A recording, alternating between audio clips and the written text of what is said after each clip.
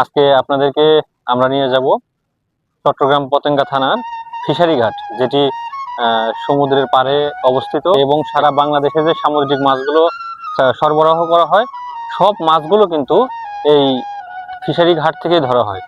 এখানেই সব জেলের বসবাস এবং আমরা দেখাবো, ঘুরে ঘুরে আপনাদেরকে দেখাবো যে কিভাবে জীবনযাপন করতেছে এবং কোথায় মাছ ধরতেছে, কতগুলো মানুষ এখানে বসবাস করতেছে, সবকিছু আপনাদেরকে দেখাবো।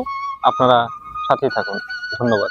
তুমি আমার মনের মানুষ, মনের ভিতর তুমি আমার মনের মানুষ, মনের ভিতর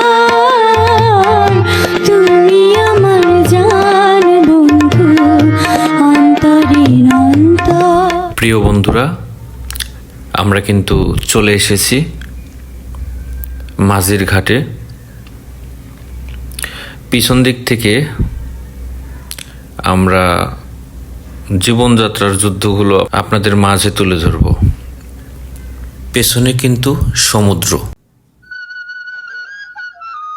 দেখতে পাচ্ছেন, এটা বাজার। এই রাস্তা দিয়ে আমাদেরকে নামতে হবে। এখন প্রায় 3টা বাজে, রোদের তাপমাত্রাটা একটু বেশি। আমরা নিচের দিকে নামতেছি। আমরা দেখতে পাচ্ছি জেলেরা জাল বুনতেছে মাছ ধরার জন্য। আমরা এখান দিয়ে যাব, গিয়ে হাতের বাম দিক দিয়ে নিচে নেমে যাব।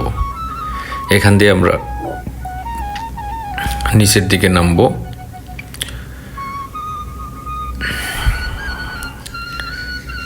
দেখুন কত সুন্দর।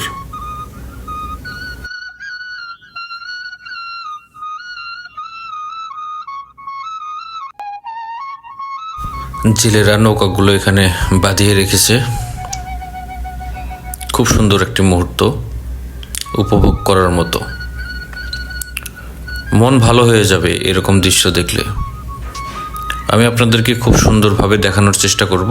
এই জন্য আমি নিচে নেমে গেছি, সমুদ্রের পাশ দিয়ে।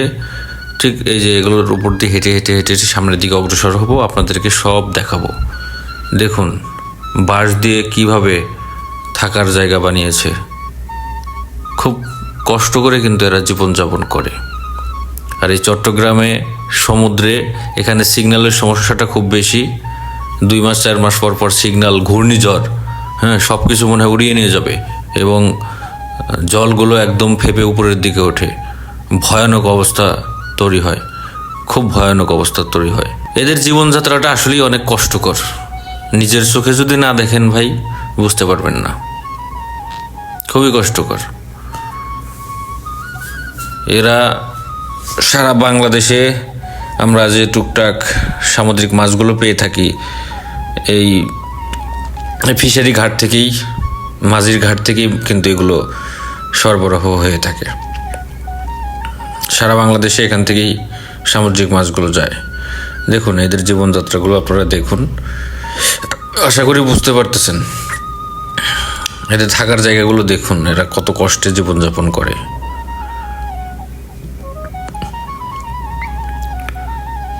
দেখুন আপনাদেরকে আমি একটা জিনিস ভেবে দেখলাম, প্রকৃতি যত সুন্দর, এদের জীবনযাত্রাটার ততটাই কষ্টকর। দেখুন কত কষ্ট করে এরা জীবনযাপন করে। সত্যি করুণ অবস্থা। মানুষগুলো কিভাবে বাস করে এর মধ্যে।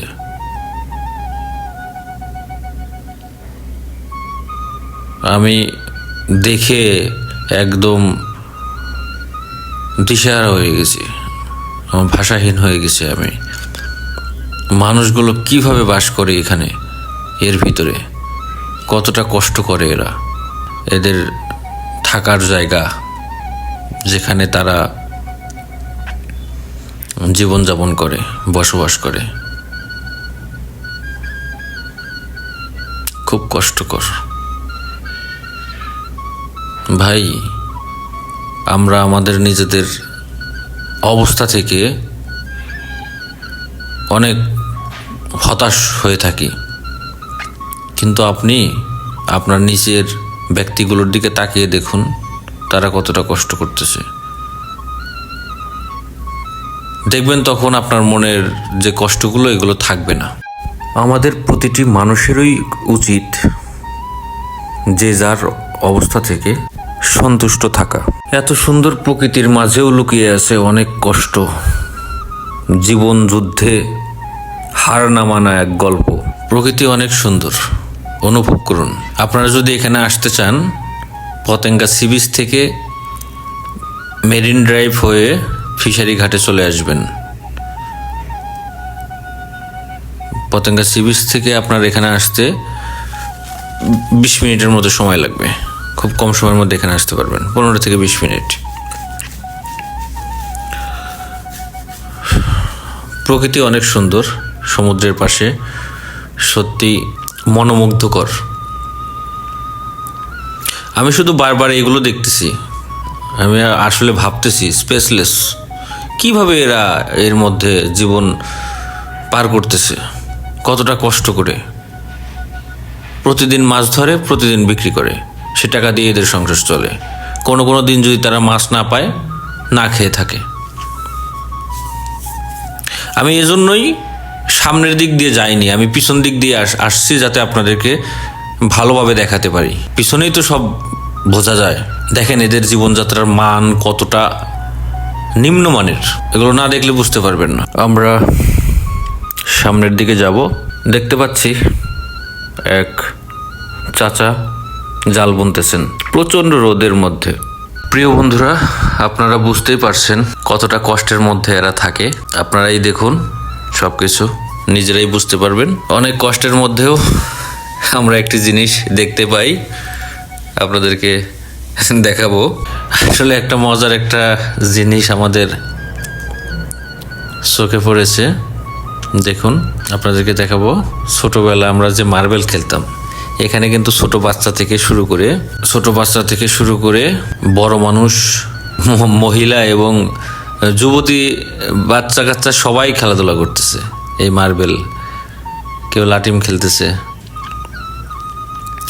এই দৃশ্যটি অনেক মজার ছিল। সবাই মিলেমিশে, ছোট বাচ্চা বড়রা সবাই একসাথেই খেলাধুলা করতেছে, সবাই একসাথেই থাকে, অনেক মজা করে, একে অপরের দুঃখগুলো এরা ভাগাভাগি করে নেয়। এটাই কিন্তু এদের জীবন। আমি এখানে অনেকক্ষণ ছিলাম, প্রায় 2 ঘন্টা খেলা উপভোগ করেছি আমি নিজেও। খুব সুন্দর। আপনারা চলে আসেন, দেখবেন, খুব সুন্দর, ভালো লাগবে আপনাদের। কিছু কিছু সময় এদের মাঝে নিজেকে তুলে ধরুন, এদের সাথে মিশে যান, আপনার কাছে অনেক ভালো লাগবে, শান্তি লাগবে। আমি তাদেরকে জিজ্ঞাসা করেছিলাম এই খেলাটির নাম কি। তারা কি যেন একটা খেলার নাম বলল, আমি আসলে বুঝতে পারিনি। ছোটবেলায় আমিও অনেক মার্বেল খেলেছি, এরকম খেলা আমি কখনো খেলিনি। খুব ভালো লেগেছে আমার, সত্যি অনেক ভালো লেগেছে। অনেক আনন্দ করে, মজা করে এরা খেলাধুলা করতেছে, সত্যি ভালো লাগার মতোই। ধন্যবাদ, সবাই ভালো থাকবেন। ভিডিওটি যদি ভালো লাগে একটি লাইক, কমেন্ট এবং সাবস্ক্রাইব করে দিবেন। ধন্যবাদ।